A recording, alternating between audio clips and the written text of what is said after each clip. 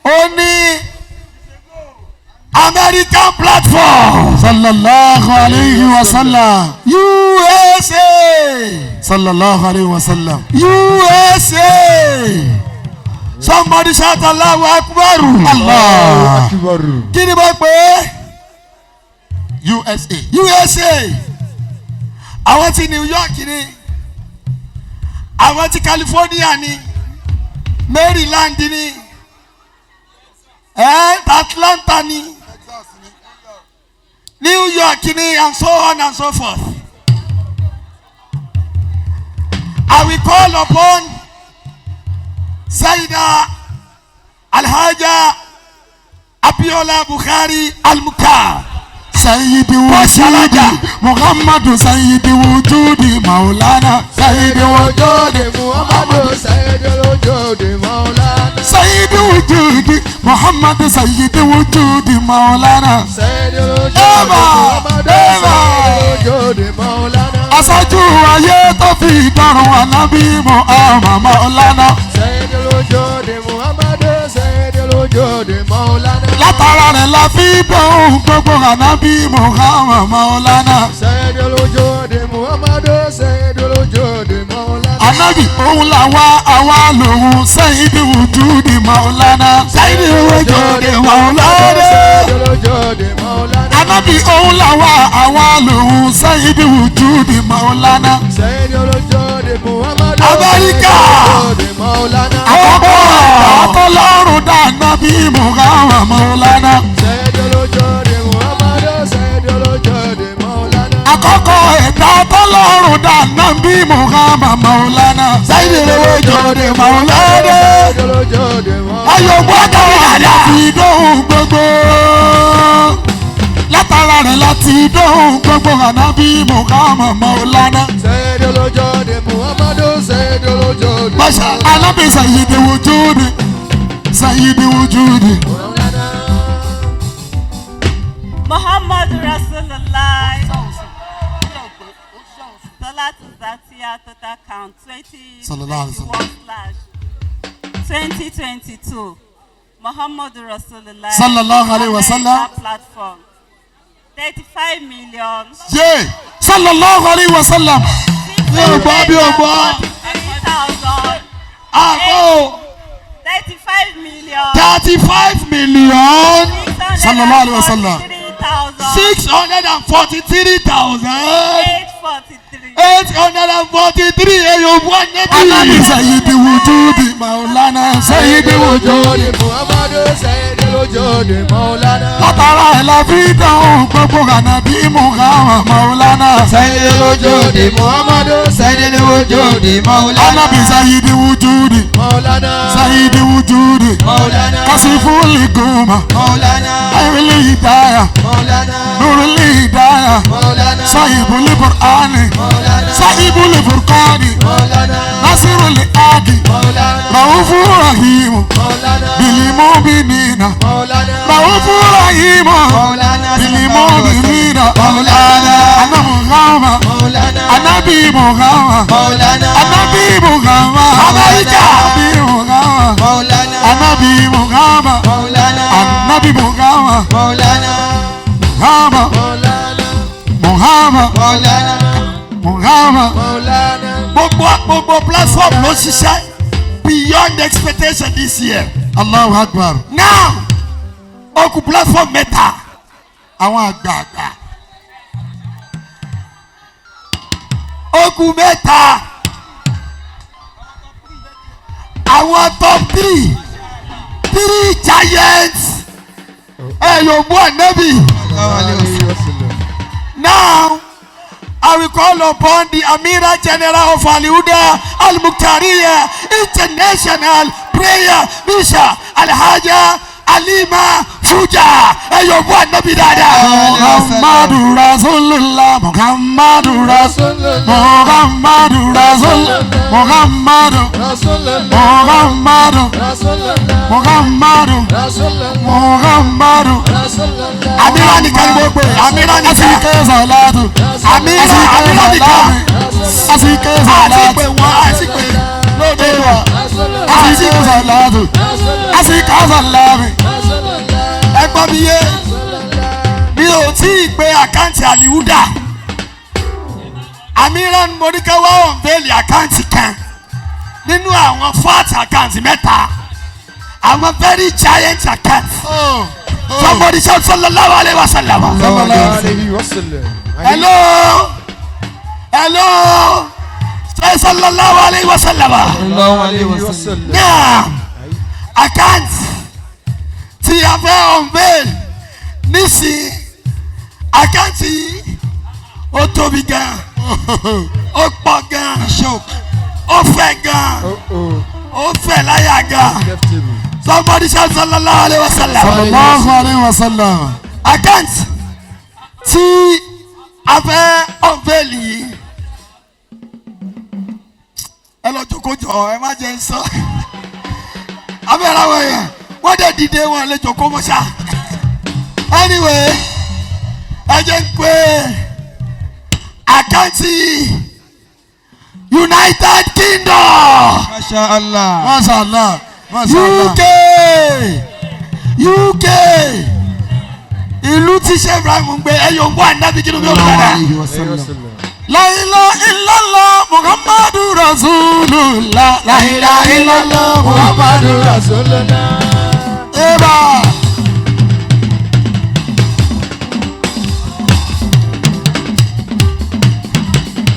La ilaha illallah Muhammadu Rasulullah. La ilaha illallah Muhammadu Rasulullah. Babu komi. Babu komi. Anabi Muhammad. Allah. Allah. Allah. Tobi Rabija. Ina Taibi. Moza Palmuktar. Ẹyọ ń bọ ànábì dáadáa. No. United Kingdom. Ṣẹ́rí ẹgbẹ́ àkáǹtì tí wọ́n fẹ́ wọ̀n bẹ́ẹ̀lì yìí lọ́dún tó lọ àkáǹtì yìí ló gbé first. Bẹ́ẹ̀ni àwa ń bẹ. Ní ọdún yìí Àwa ń bẹ. representative wọn wá láti UK láti wá gba first position mọ́ gbogbo wa lọ́wọ́ ni Ọlọ́run sọ. àmọ́ lọ́dún yìí Ẹ̀yà rí. aṣèkìní yóò wọ ànábì dáadáa. Babu komi. Sayyidi Allah. Babu komi. Sayyidi Allah. Babu ketewa. Sayyidi Anabi Muhammad. La ilaha illallah. Allah. La ilaha illallah. La Allah. La ilaha illallah. Zikiri. La ilaha illallah. Zikiri. La ilaha illallah. Zikiri. La ilaha illallah. Oya La o ilaha illallah. ẹ máa gbọ́ o àkáǹtì wọn lọ́dún yìí ẹ máa gbọ́ látẹnu Amira General ṣe é rí àkáǹtì yẹn tí ò bá sí àwọn àkáǹtì míì tó gbórí sọ ni kò sí platform tó lè bá àkáǹtì yẹn láéláé but nísìnyí out of all diaspora platform this account remain the first number one position but overall wọ́n bọ́ sí ẹlẹ́kẹ̀ẹ́ta lọ́dún yìí. Now let me hand over the microphone to Amira General of Alihuda to unveil the account of United Kingdom. Bismillah. Muhammad Rasulullah. Sallallahu alaihi wasallam. Salatu Zatia, total count 2021/2022. Muhammad Rasulullah, United Kingdom platform. 60 million. Oh! Hey! Sallallahu alaihi wasallam. Omi da. 60 million. Ishok. Mo mú mi sí. 60 million. 60 million. Ishok. Àbí bẹ́ẹ̀ kọ́ ni àkáǹtì yẹn fà àbí ó dàbí ẹ̀kọ́ wà mẹ́ mi ò gbọ́ ẹ̀yin onílù ẹ̀ wálé ẹ̀jọ̀ ẹ̀já gbọ́yé tí UK ṣe. 60 million. 60 million. 688,000. 688,000. 972. 972 La owó ànábì. ilaha Allah la ilaha Allah la ilaha Allah huwa Allah la ilaha illallah la ilaha Allah la ilaha Allah la ilaha Allah huwa Allah la ilaha illallah. 60 million lọ́dọ̀ àwọn aráàlú òyìnbó. Introduction. KPK. Salatu Zati. Salatul Fatiha Mbara.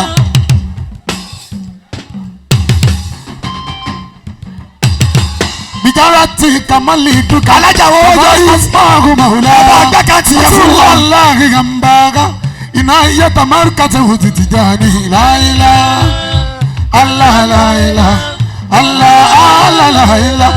Allah la ilaha illallah. Sallallahu madama. Sallallahu madama.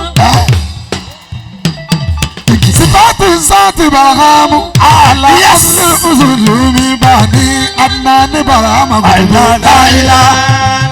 Allah la ilaha. Allah la ilaha. Allah la ilaha illallah. Aluful alkimaluhu. Safiyullahi barakaatuh. Safiyullahi barakaatuh. لأنت الإذن به كل ما هو فلك سبر أمره لا إله الله لا إله الله لا إله الله كن سكور خالف اليام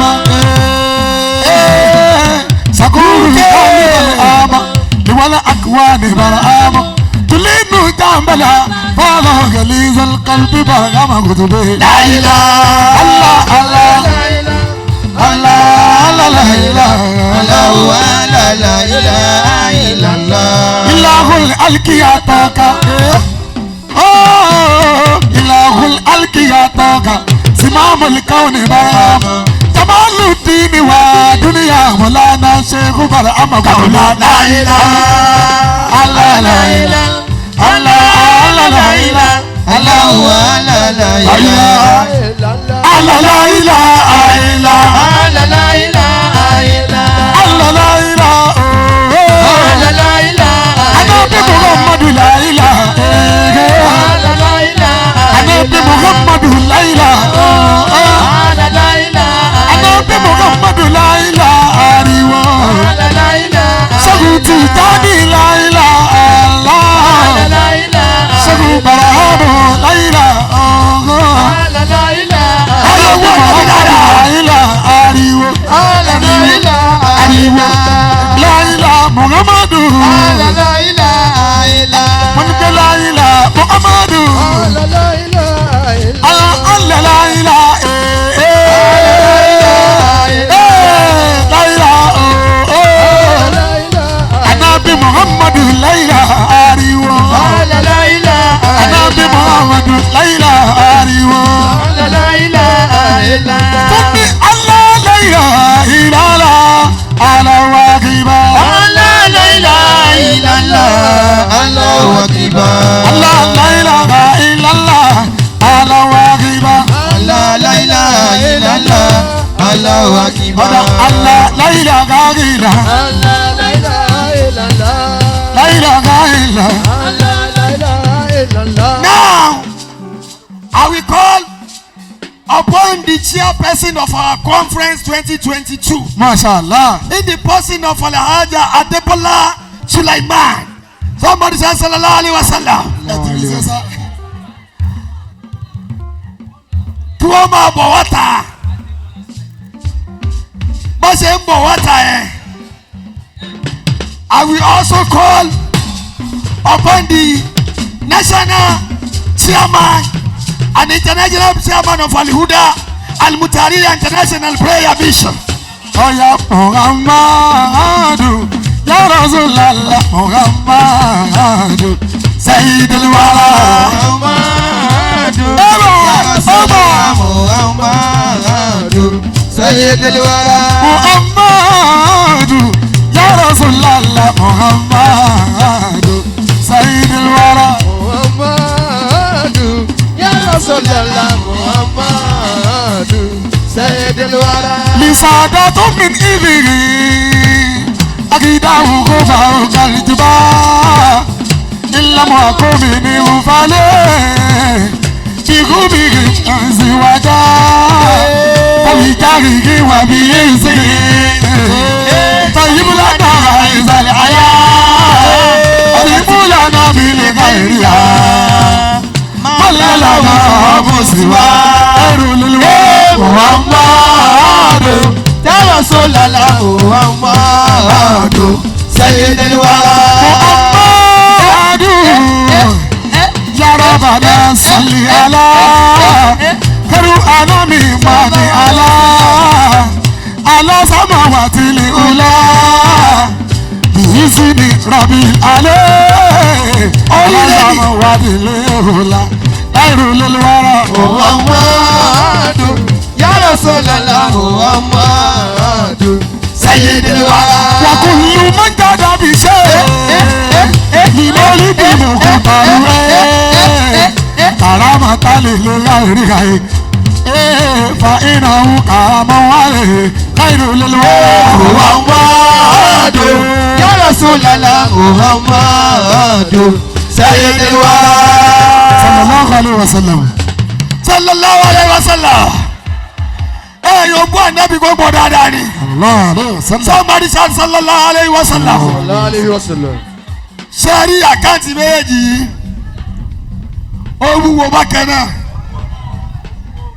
Ṣé wá rí? Ó dàbí gbọ́rọ̀ náà ti fẹ́ di pẹ́nátì báyìí.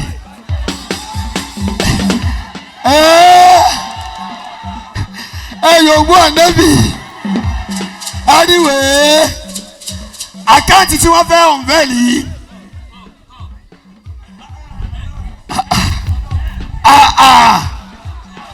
Àkáǹtì ẹ dúró náà.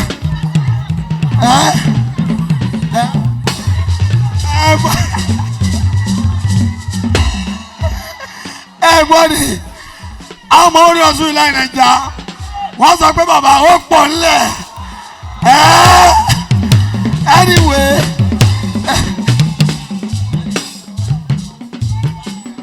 pariwo lọ dáadáa. The good thing nínú tó yẹ ká appreciate àwọn imam lẹ́ẹ̀kan ẹ̀yin onílù ẹ̀ wálé díẹ̀ ẹjọ́ tó dọ́lọ́ kó bá lọ ṣẹlẹ̀. Kò sí platform kan táwa ò lásàlátù mẹ́. Ṣé ẹ mọ̀ bẹ́ẹ̀? Láti òkè désàlẹ̀. But èèyàn méjì ló dúró yìí. Ta ló máa gbọ́dọ̀ unveil àkáǹtì nínú àwọn méjèèjì?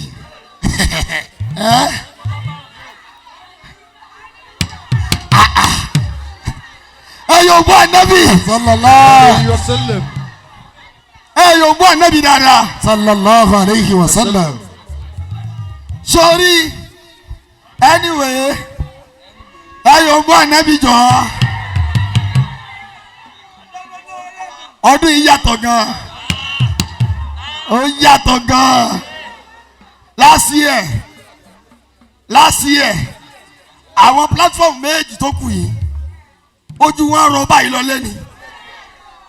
Ojú wọn wú báyìí ni.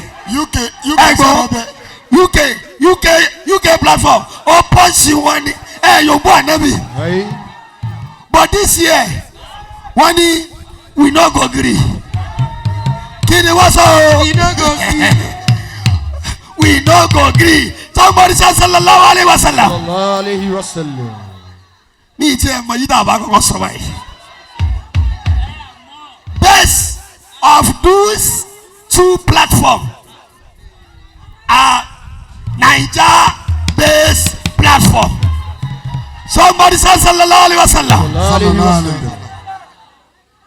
Even bí gbogbo nǹkan ṣe wọ́n tó nílùú wa yìí. Àsàlátù ọ̀wọ́n o. sallallahu alayhi wa sallam Hello, sallallahu alayhi wa sallam. sallallahu alayhi wa sallam. Somebody said sallallahu alayhi wa sallam. sallallahu alayhi wa sallam. I am very, very impressed.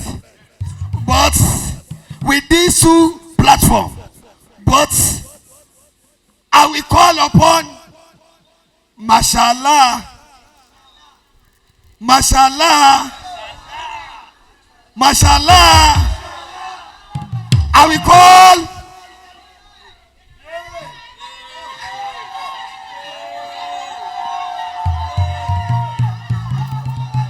Yombo Anabiri. Hey, you're selling. I will.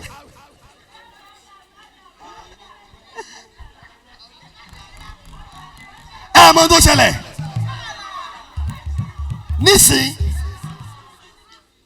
láàrin àwọn méjèèjì ẹni tí má pè lọ́dún yìí tí má pè nísìn àkáǹtì yẹn ló pọ̀ jù nìyẹn. Hello.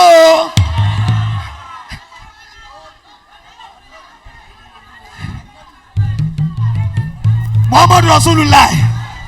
Hey, you're selling. Alihuda. Alihuda. Muhammadu Rasulullah. Alihuda. Muhammadu Rasulullah. Muhammadu Rasulullah sallallahu alayhi wa sallam. Somebody say sallallahu alayhi wa sallam. Sallallahu alayhi wa sallam. Imam Buhari ṣe kọ́lá.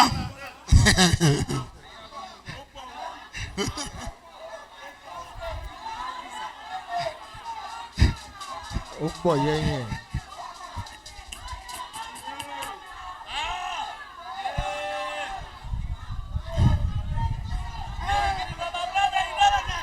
Sallallahu alayhi wa sallam. Sallallahu alayhi wa sallam. Ó pọ̀ gan-an. Ó pọ̀ gan-an. Now, I will call upon the chair. No, we have chairman here and we have chairperson. Alhaji Adebola she chaired our conference this year. While we have the national and international chairman of Alihuda and Muhammad Rasulullah on stand. Báwo ló ṣe ń lọ báyìí?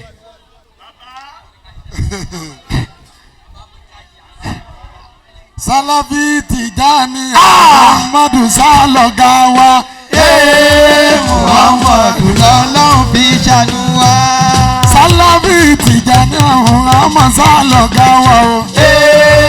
Muhammadu lọ́lọ́run fi ṣàánú wa. Alusuna Tabuligu Muhammadu Saloga wa. Muhammadu lọ́lọ́run fi ṣàánú wa. Everybody. Platform méjì. Ṣé káwọn announce lọ́la? Platform méjèèjì. Platform méjèèjì. Káwọn announce lọ́la. Baba Naija platform. Lẹ́yìn kútùbà Sàtíyà lọ́la. Gbọ́n tí. Ẹ wá gbọ́ rìsọ́ọ̀tì yìí. Lẹ́yìn kútùbà Sàtíyà lọ́la. Masha Allah. Gbọ́n tí. Baba. Imam Buhari ṣe kọ́lá ń sọ ni. Ó ní bàbá ń ṣe bíi ó ní mo ti yanjú ju ebuka lọ o. Bíbí Nàìjà àbí wọn rán ìpè. Wàláì. Táwọn èèyàn bá lè máa ṣe tí wọ́n ní gbalada ń bẹ̀. Tínú wọ́n dẹ̀ ń dùn. Sallallahu alayhi wa sallam. Kí ló dé tínú tiwa ò ní dùn lọ́ra nẹ́bì? Sallallahu alayhi wa Hey, sallam. you're selling. Àlẹ́ àrírí. Baba. Níjọ́ tí wọ́n bá fẹ́ ànáǹsì Bíbí Naija. winner of Bíbí Naija. Allah. Ẹ sáà máa bí everybody ṣe máa ń ṣe. Lèkàn Erika. Ẹ yóò wú ànábì. Sallallahu alayhi wa sallam. Anyway, Baba ṣé ká gba second leg ni? bí o bá ní Second leg yìí wà. ẹni sùúrù o. Allah. Allahumma salli ala sayyidina Muhammad wa sallam. Allahumma salli ala sayyidina Muhammadu wa sallim. ubuta kafani ayati wa mamati. Obuta kafani fi ayati wa mamati. Ó pọ̀ wọlé ó pọ̀.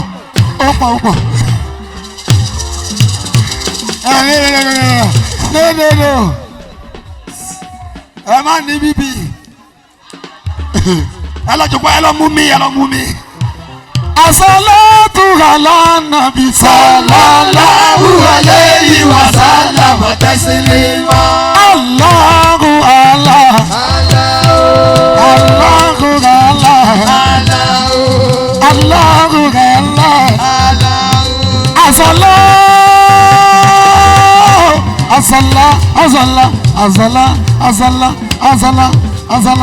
As-salatu ala nabi sallallahu alayhi wa sallam taslima.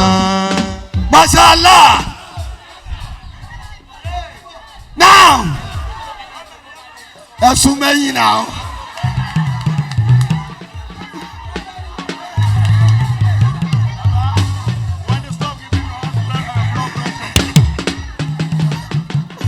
Somebody say sallallahu alayhi wa sallam.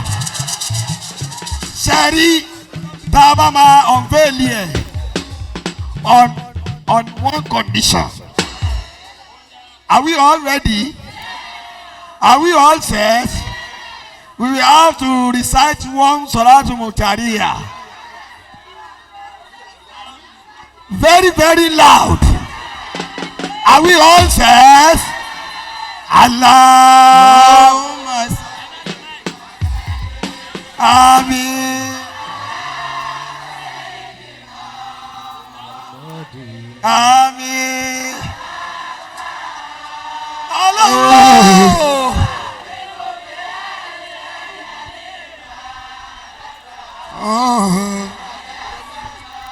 Amin. Allah. Amin. Yamuni biya. Fili aya. Wa fili mamati. Ya Rabbal alamin. Muhammad Rasulullah. Kafani hubu Muhammadu wala ubali makalani wakadi kafani hubu Muhammadu wala ubali makalani. Ọkọ̀ kafani kọ́dí kafani kọ́dí kafani. Mashallah. Hubu Muhammadu wala ubali makalani wakadi kafani hubu Muhammadu Wala ubali makalani. Fọwọ́ akílì wọ́n ṣàràmì wọ́n wà dìní wọ́n jìnnà ni wakadi kafani hubu Muhammadu wala ubali makalani. Ayọ̀ wọ́n débi dáadáa. Sallallahu alaihi wasallam. Listen, I will call upon the Sallallahu alaihi national. wasallam. The overall chairman of Al Huda Al Mutariya International. As-salatu ala nabi sallallahu alayhi wa sallam taslima. As-salatu ala nabi sallallahu alayhi wa sallam taslima. Chairman. Yorùbá sọ pé ẹnu àgbàlagbà.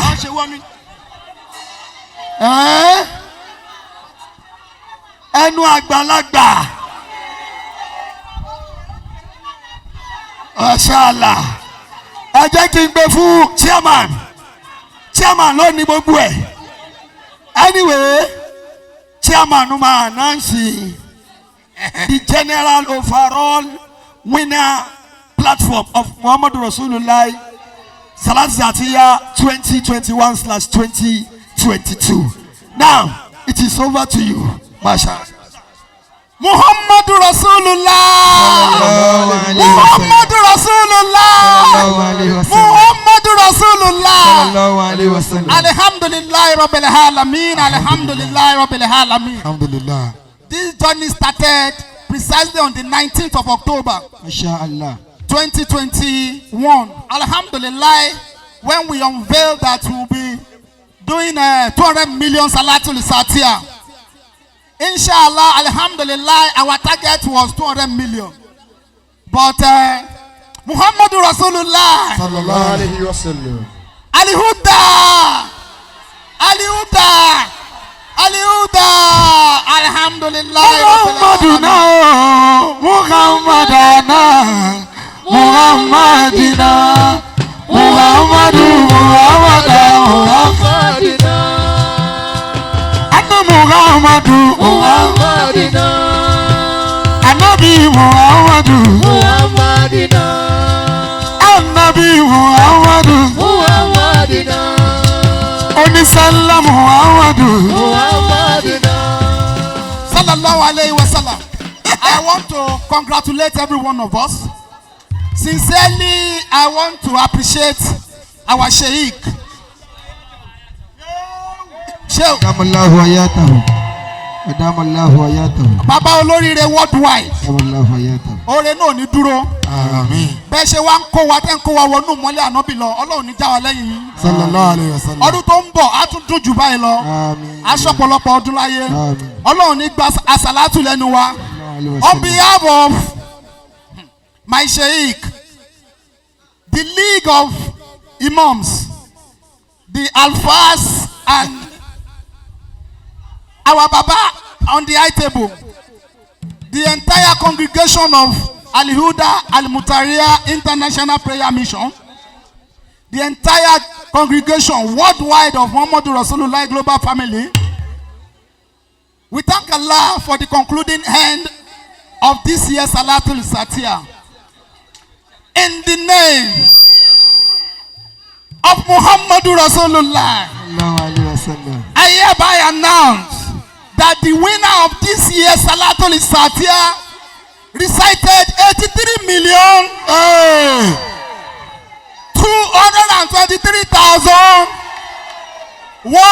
83,223,182.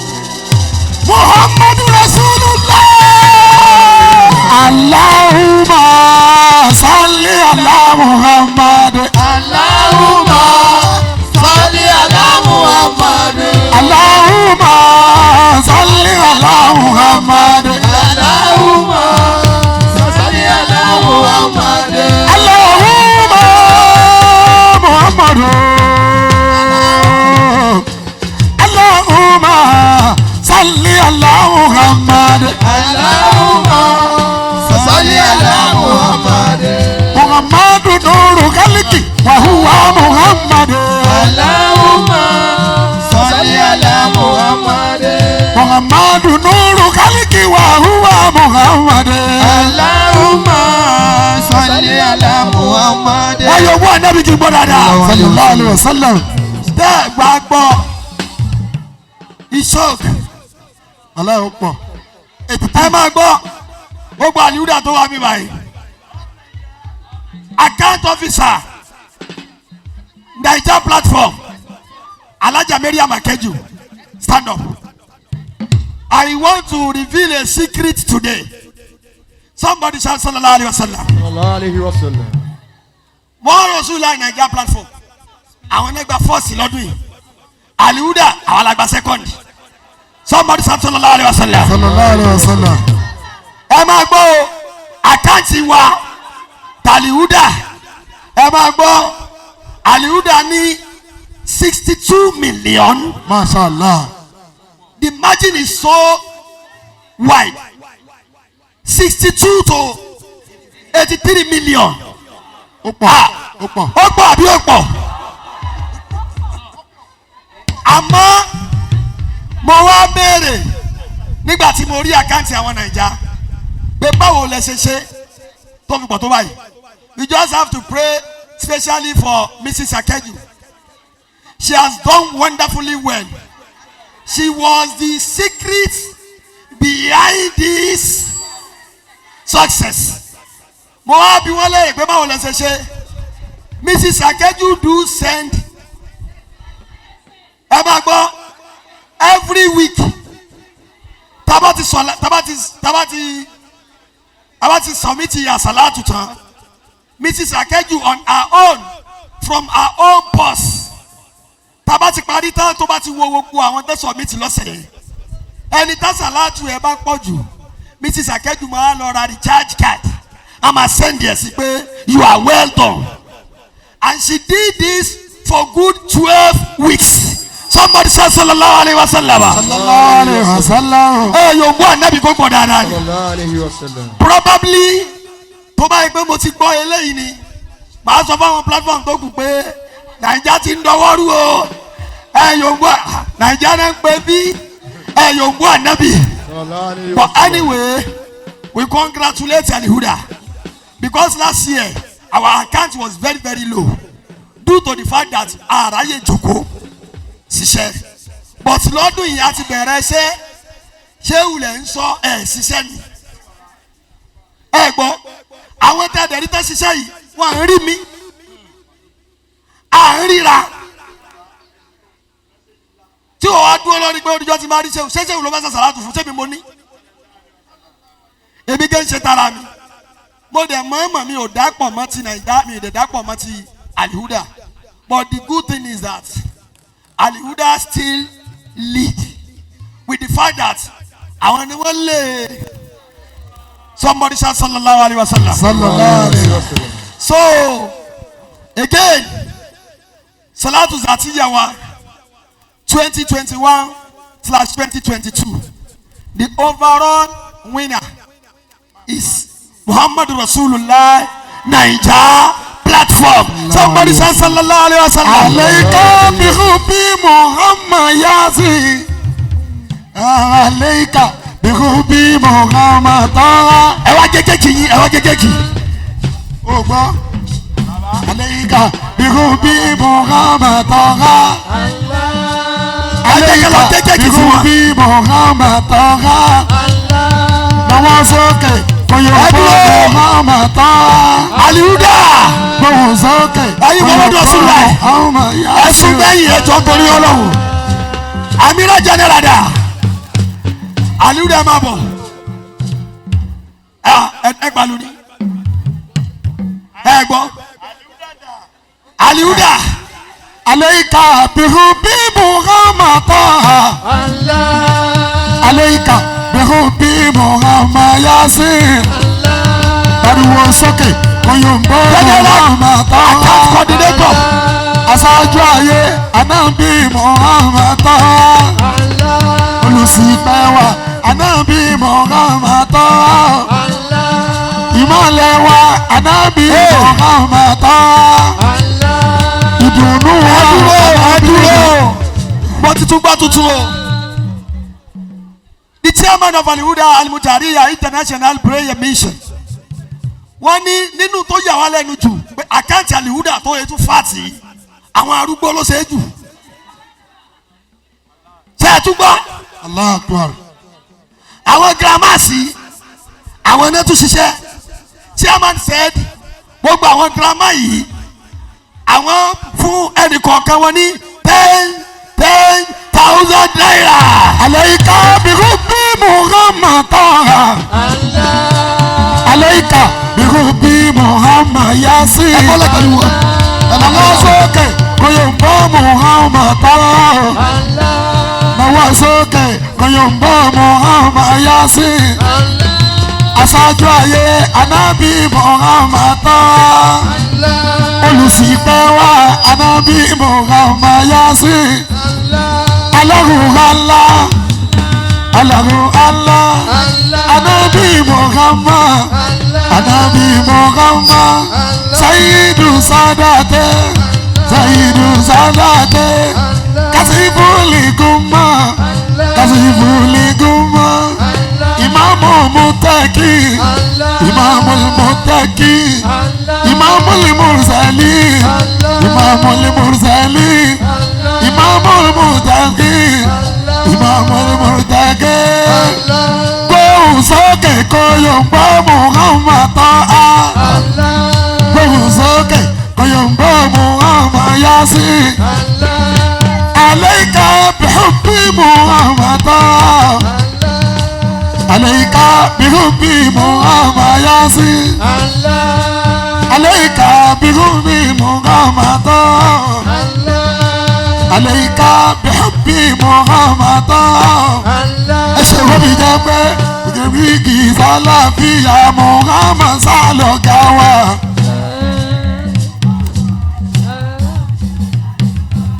Tabuliku sáni yọmọ. Ọlọ́run wákàtí gbẹ̀san pẹ̀lú iṣẹ́ ńlá. Àlìjọ́nà la ojókòó gbẹ̀san pẹ̀lú iṣẹ́ ńlá. Àlìjọ́nà la ojókòó gbẹ̀san pẹ̀lú iṣẹ́ ńlá. Àlìjọ́nà la ojókòó gbẹ̀san. Àlùjànnà la ó ti gbẹ̀san oníṣẹ́ ńlá. Àlùjànnà la ó ti gbẹ̀san. Oníṣẹ́ ńlá. ó yẹ yóò bọ́ ẹ̀nẹ́bí dáadáa ẹ ṣe wo yá àlìwúdà ó yá ẹ súnmọ́ wájú náà ẹ̀jọ̀ torí ọlọ́run àwọn olónìí ọ̀fọ̀ ní Muhammadu Rasulullah Sallallahu alaihi wasallam. Muhammadu Rasulullah Naija platform gbogbo platform ẹ máa bọ́ ń ta ẹ yóò bọ́ ẹ̀nẹ́bí mọ́ dáadáa Sallallahu alaihi wasallam. ẹ máa gbọ́ o kí a tó ṣe tán ẹ tún gbọ́ Muhammadu Rasulullah Naija platform. Sallallahu alayhi wa sallam. They said, ó yá ẹ máa bọ́ ń ta ẹ máa bọ́ ń ta. Àwọn ni aláṣẹ kápá òní. Òyìnbó ànábì ó pọ̀ 20 million. Àmì náà jáde pẹ̀lú wa. Sheriff kí ló dé? Ó pọ̀ òyìnbó ànábì dáadáa. Sallallahu alayhi wa sallam. Mashallah aleikum. Àwọn Naija platform ni ẹ kú oríire lọ́dún yìí ẹ dúpẹ́ dáadáa Alhamdulillah. ẹ wí bẹ́ẹ̀ lẹ́ẹ̀kan sí Alhamdulillah. ẹ wí bẹ́ẹ̀ lẹ́ẹ̀kan sí. Alhamdulillahi rabbil alamin. Ṣé rí iṣẹ́ yìí iṣẹ́ oríire ni o bí gbogbo wa ṣe ń celebrate lẹ́nìí ẹni tí ò ṣe ó mọ ara rẹ̀ o kò ń ṣe pé a ní kẹ̀kẹ́ tá a fẹ́ gbà o àmọ́ à ń ṣe kí ni a fi ń encourage ara wa nípa àsàlátù fún anabi Muhammad but wọ́n ní Nàìjíríà platform Muhammadu Rasulullah wọ́n ní ara kan tí ẹ fẹ́ dá àbíbí ẹ̀kọ́ ni ẹ yóò mú anabi kí ni mi ò dùn dáadáa torí pé òní ni 4 years anniversary of Muhammadu Rasulullah Naija platform. Salamu alayka ala sahibi burhani. Salamu alayka. Salamu alayka ala kashful gumati. Salamu alayka. Salamu ala sahibi burhani. Salamu alayka. Salamu ala imamil muttaqina. Salamu alayka. Salamu ala tayyibul burhani. Salamu alayka. Salamu ala sahibil furqani. Salamu alayka. Salamu ala imamul muttaqina. Salamu alayka. Aya nazirili abata imamul muttaqina. Salamu alayka. Salamu alayka aya kashful gumati. Salamu alayka. Mashallah. Salamu ala imamu aliya. Salamu alayka. Ó yá ajá torí ọlọ́run Salamu ala a fẹ́ gé kéèkì wọn imamul anbiya. láti celebrate Naija platform 4 years anniversary ó yá ẹ súnmọ́ ìdí kéèkì yẹn a máa wá ka sọ̀látù mùtàrí ẹyọ kan tó bá ti délẹ̀ kẹ́ ẹ wá ṣe kí ni ó yẹ ẹ mọ́bẹ̀ yẹn ó yẹ dì í mú ẹ má sì gé o ó yẹ ṣe ká gé kéèkì náà ó yẹ jáwé Allahumma salli àmín. Àmín. تحبب بها إلي العبادة ولا Àmín. وتنكي بها علو قلبي من جميع الظلمات أمني بها وفي الحياة ọlọ́run وفي الممات يا رب العالمين muhammadu rasulullah صلى الله عليه وسلم. Somebody say Allahu Akbar kabira. salamu ala kashifil gumati Salamu alayhi. salamu Ó di lọ́la. Àbáwá ké kútúbà lọ́la. Salamu alayhi. salamu ala imami anbiya Salamu alayhi. salamu ala imami mursalina Salamu alayhi. salamu ala Muhammad Rasulullah. صلى الله عليه وسلم. On behalf of the Muhammad Rasulullah Global Nigeria platform, we are presenting this small token to our Sheikh ما شاء الله. and the Imams. حياكم الله.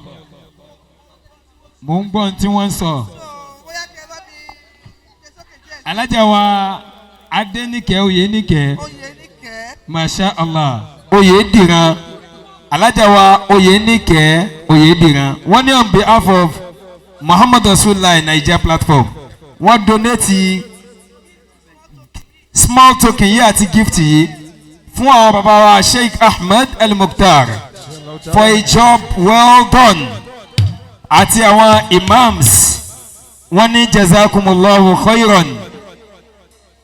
muhammad rasulullah Sallallahu alayhi wa sallam. sallallahu alayhi wa sallam. salamu ala imami Wọ́n ní ká ní sùúrù. mutakina Salamu alayhi. wọ́n dà wálé ná. barakallahu fikum. bàbá lọ́lọ́run fún yín lálùbáríkà. bàbá ní àwọn kì í béèrè nǹkan lọ́wọ́ gbogbo jama. Allahu akbar wọ́n ní rárá bàbá ò béèrè rí. ẹ dákun ẹ̀yin onírè ẹ ṣe sùúrù. muhammad rasulullah naija platform bàbá làwọn wọ́n mọ rírì ní tẹ́ ẹ ṣe bàbá làwọn kì í púpọ̀ torí pé ẹ̀yin ní ìpìlẹ̀ gbogbo other platforms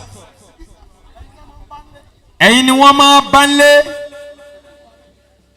ẹ wá ń represent àwọn yòókù dáadáa. Allahu akbar bàbá làwọn fi dédé àsìkò yìí bẹ ọlọ́run ọláyé sọlátùsà tí àwa jẹ́ lọ́dún yìí gbogbo tó bá tara ẹnìkọ̀ọ̀kan wa jáde nínú àwọn ọmọ wọn ní ṣẹrú ayé lágbára ọlọ́run àmín wọn ní ṣẹrú ayé wọn ní ṣẹrú ayé wọn ní ṣẹrú ayé gbogbo ẹni tó ti dá fún yín kò ní bàjẹ́ fún mọ́ gbogbo ẹni tó wá kù díẹ̀ káàtó fún ntọ́kù tẹ́ ń rò lọ́kàn ọlọ́run á fi lé yín lọ́wọ́ wọ́n ní ẹ̀dá ní ẹ̀ láàrin ìṣẹ́jú kan tí bàbá ó bless yín ẹ máa dàníyàn ẹ dàníyàn. سيدنا محمد الفاتح لما أغلق والقاتم لما سبق ناصر لك بالحق والهادي إلى صراطك المستقيم وعلى آله حق قدره ومقداره العظيم منا إليك يا رسول الله صلى الله عليه وسلم. Photo session. Al-Muqtaru Anabi Muhammad Al-Muqtaru Anabi Muhammadu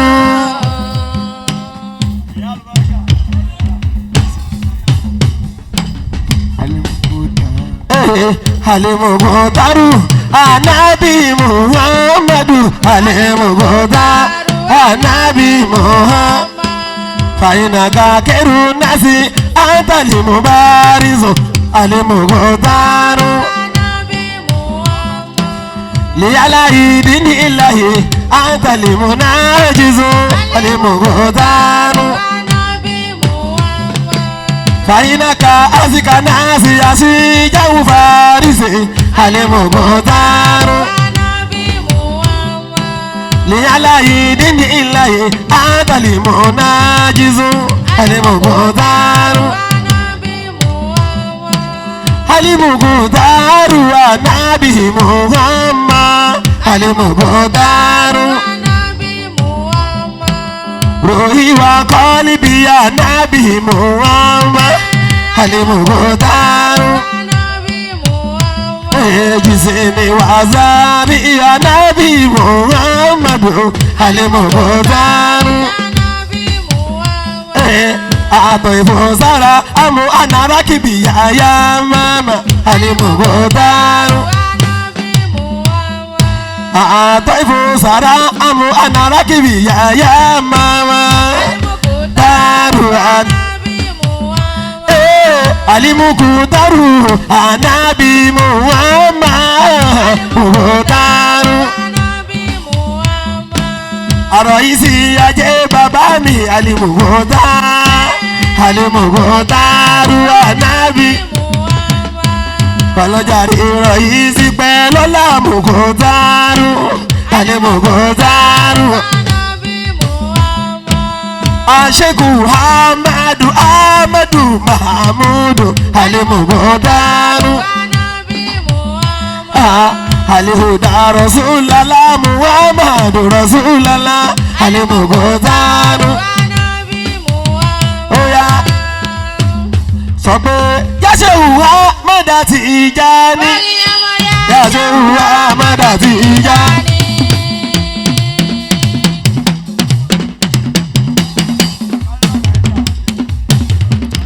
Yáṣẹ́hù Ahmada Tijani Yáṣẹ́hù Ahmada Tijani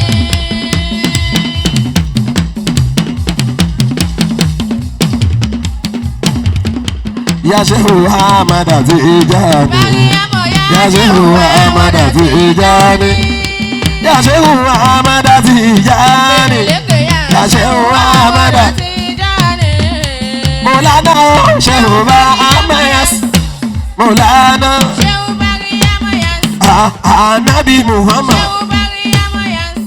Muhammad Rasulullah Anabi Muhammadu Anabi Muhammadu Alimugutaru Muhammadu Amidu Muhammadu Ahmadu Muhammadu Tola Muhammadu Mọ̀lánà sọ pé amada ò ní yàgò kò ní yàgò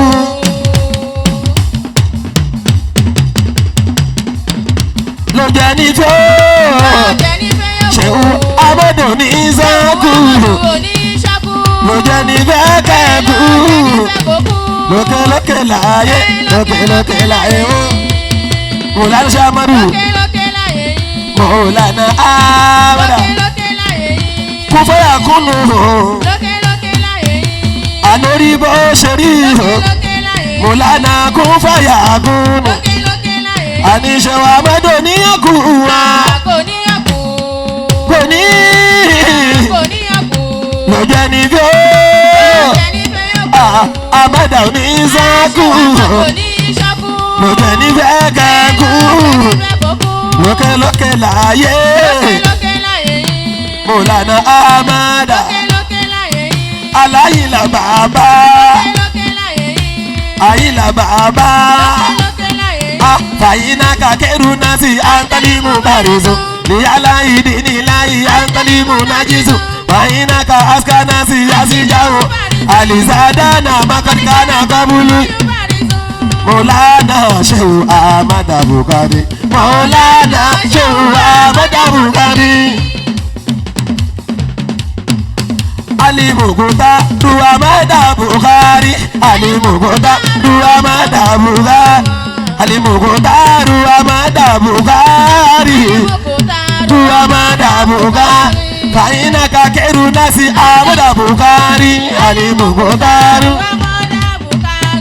bàbá mi kú fàyà kó pẹ̀lú àríṣẹ́ kọ́lá Alimugutaru Ahmada Alimugutaru Alimugutaru Alimugutaru Alimugutaru Alimukutaru, alimukutaru, alimukutaru, alimukutaru.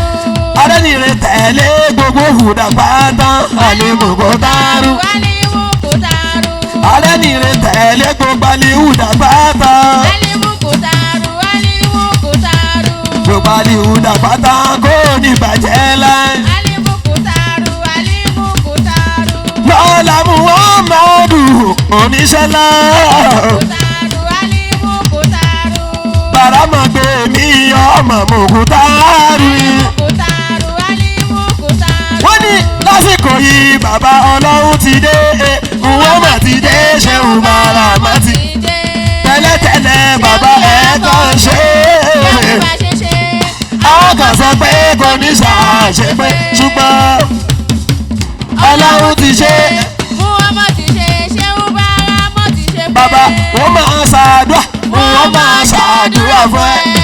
Mùkútàrú, mo lánàá Mùkútàrú. Bẹ́ẹ̀ ṣe rówó, bẹ́ẹ̀ ṣe rówó náà. Mùkútàrú, àṣekú Amadu.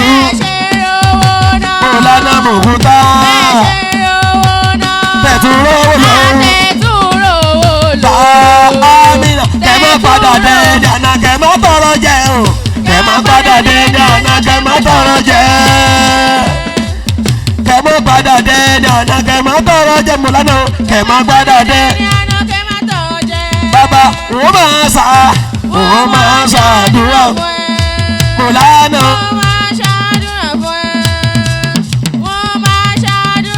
Àṣekù Mùkútàrú. Àṣekù Mùkútàrú. Alimukutaru anabi Muhammad. Alimukutaru anabi Muhammadu. Alimukutaru anabi Muhammad. Alimukutaru anabi. Fàyínà kakeru nasi antali mubaris. Alimukutaru anabi. Diala idinilayi antali munajis. Alimukutaru. Alimukutaru anabi Muhammad. Alimukutaru anabi Muhammad. Sọ wípé Alimukuta wíbẹ̀ Alimukutaru.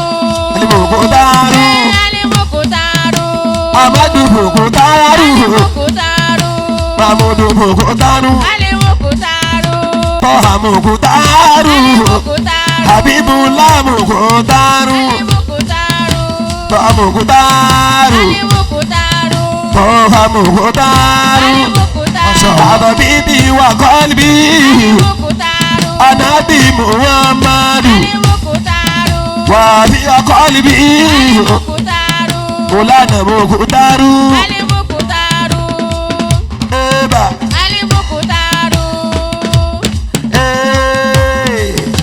Sayyidi Habibi Anabi Muhammad. Sayyidi Habibi Anabi Muhammadu. Sayyidi Habibi Anabi Muhammad. Sayyidi Habibi Anabi Mukutaru Muhammad. Anabi Mukutaru Muhammadu. Tọ́lá Muhammadu.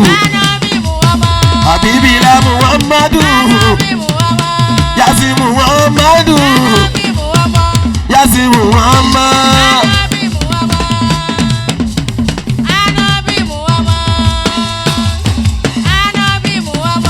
Tọ́lá Muhammadu.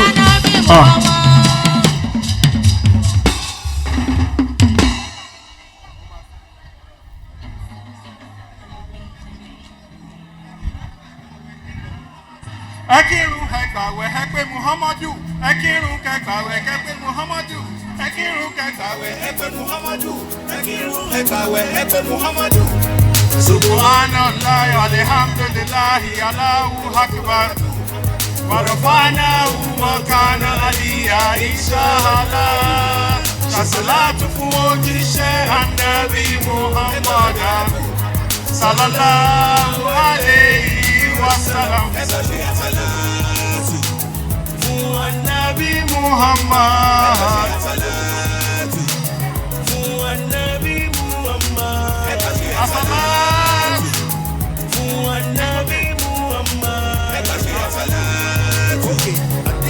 Anabi Muhammad. Wọ́n ti believe láyé wípé mi lè jẹ́ ọ̀kọ̀ọ̀kan. Islamic hip hop ti dé ẹ̀dẹ̀ tí ì rí nǹkankan. Gbogbo Mùsùlùmí ẹ jẹ́ kí a fi mọ̀ ṣọ̀kan. Mo fẹ́ di star, mi ò dẹ̀ tí ì réyàn kankan. Tó lè stop me, tó lè break me, tó lè pe mọ́rọ̀ bùkátà ní ọlọ́wọ́ bá mi. Assalamu alaikum, wa alaikum salam. Mo ti kírun, mo ti gbàwẹ̀, mo ti ṣe sàrà. Tó bá fẹ́ ké Kùránì ṣó má lè ṣe sàrà. Àdúrà mi ti gbà nínú oṣù Ramadan. Mo ti ṣàṣàlátù ṣàlùwàlá nínú kẹ́tù. Mo ti yan nọ́fìlà méjì nínú kásù. Bọ́tà mi bá kú wà láì mi ò ní bá wọn kẹ́dùn. Bó ṣó gbógun má jẹ́ gbógun Hamaka Kuriziyu. Èmi hard this nigga, I'm really growing bigger. Lakrim Records ọmọ Ìlọrin original. Subhanallah walhamdulillah Allahu akbar. Wa rafa'nahu